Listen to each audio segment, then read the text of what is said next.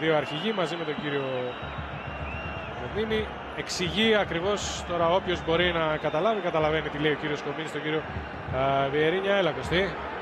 Ο κύριος Σαββίδης και αυτή τη στιγμή μιλάει με τον Μαουρίσιο. Είναι εδώ στην πλαϊνή γραμμή. Ο κύριος έχει μπει στον αγωνιστικό χώρο. Τι λέει?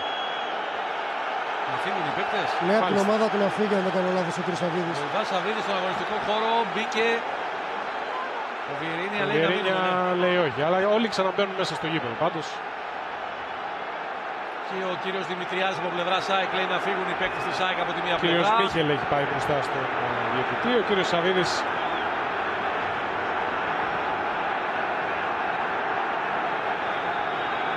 έφτασε μέχρι τον διαιτητή.